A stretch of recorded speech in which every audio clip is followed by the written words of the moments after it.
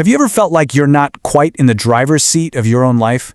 Well, what if you could build a real practical framework to change that, based on some really powerful ideas about perseverance? That's exactly what we're going to dive into today. So if you're ready to take back the wheel, let's get started. This idea from Steve Jobs really gets to the heart of it, doesn't it? It highlights this huge challenge we all face. I mean, how are you supposed to move forward with confidence when you can't see the whole picture? It suggests the answer isn't about having a perfect map, but about having something else entirely. And that something else is trust. This is the absolute foundation of our framework. It's all about developing this deep, fundamental trust in your own life's journey, especially during those times when the path ahead is just foggy and nothing seems to make sense. Now, let's be clear. This isn't just wishful thinking or crossing your fingers and hoping for the best. No, this is an active belief. It's this conviction that all the confusing detours, the weird jobs, the unexpected setbacks, that they are all somehow part of a bigger picture that's going to make perfect sense one day. You know, what's really key here isn't what you put your trust in. Maybe it's your gut instinct. Maybe it's a sense of destiny or karma or just life itself. It's totally personal. The important thing is just having that anchor, that core belief that keeps you steady, knowing the pieces will eventually fit together. And this is where it all pays off. That trust, it becomes the fuel for courage. It's what gives you the confidence to actually listen to your heart, even when it's telling you to step off the safe, predictable, well-worn path. Because that deviation, that's where the magic really happens. Okay, so you've built this foundation of trust. So what's next? Where are you actually headed? Let's move on to the next piece of the framework, which is all about defining the goal. The quest to find what you believe is truly great work. We're not just talking about a paycheck here or a fancy job title. No, we're talking about that deep, soul-level satisfaction. And that only comes from pouring your heart and soul into something you genuinely believe matters. It's work that really clicks with who you are. And this leads us to a core principle. Passion isn't just a nice to have, it's a must have. The idea here is that loving what you do is what unlocks your absolute best work. Without it, you're just going through the motions, you know? So this is the big question for so many of us, right? It's one thing to say, love what you do, but what if you're just not there yet? What's the actual practical strategy you can use right now? The answer is so simple, but man, it is so hard. It's two simple commands. First, keep looking. That takes persistence. And second, don't settle. And that takes having high standards for your own life. It's about being on this relentless, active search and just refusing to accept anything less than what you know is possible. But let's be real, this quest is not a walk in the park. There are enemies standing in your way. And a lot of the time, the biggest ones are the ones inside your own head. So let's talk about the resistance we all have to overcome. Think of it like this. There's a huge battle going on inside of you. On one side, you've got dogma, which is basically just living your life based on what other people think. And on the other side, you've got your own inner voice.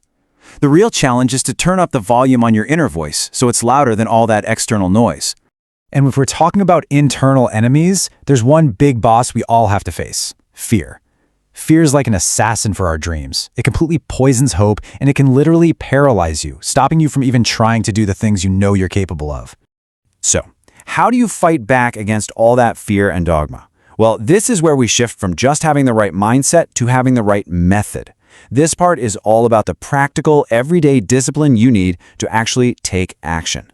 This really boils down to a core conflict in how we make decisions. You can act based on your feelings, right? But feelings are all over the place. They're unreliable. Or you can act based on principles. Principles are like a compass. They give you a steady direction and promise progress. Feelings, well, they don't promise you anything. And if you want to know just how high the stakes are, think about this. That one single day you decide, I don't feel like it. That one moment you hit snooze on your dreams, it can create a ripple effect that costs you months, maybe even a whole year of progress. The stakes are really that high. So this all leads to a really clear 3-step game plan for taking back control. Step 1, accept total responsibility for your life. No excuses. Step 2, discipline your emotions. You have to learn to manage them so they don't manage you.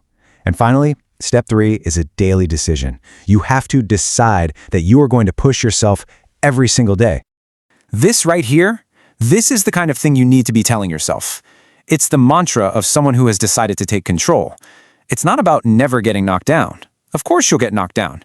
It's about deciding with everything you've got that you will always, always get back up. And that brings us to the final part of our framework. We've talked about trusting the path, defining the goal, beating the resistance, and having a method for action. So now, it's time to write the ending to your story. And here is the most powerful idea of all. Your story isn't over, not by a long shot. Whatever happened before this very moment, all the mistakes, all the failures, that's just the backstory. The pages ahead of you are blank, and you're the one holding the pen. Seriously, just let that sink in for a second. The past has zero power over you right now, unless you give it that power.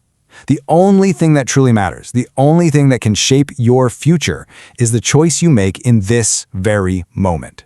And there it is. That's the question it all comes down to. It's not about what happened to you. It's about how you're going to respond. That is where all of your power is. So, what are you going to do about it? So how does this whole comeback begin? It doesn't have to be some grand, heroic act. It can start with the quietest little whisper of belief in yourself. And from there, you nurture it. You protect that little thought from all the doubt and the fear, and you let it grow a little bit stronger. Until that belief becomes so loud, so powerful, so deeply rooted in everything you do that it's just who you are. This framework we've walked through is a roadmap, but the real question isn't whether you can take control, it's what you're going to build once you finally do.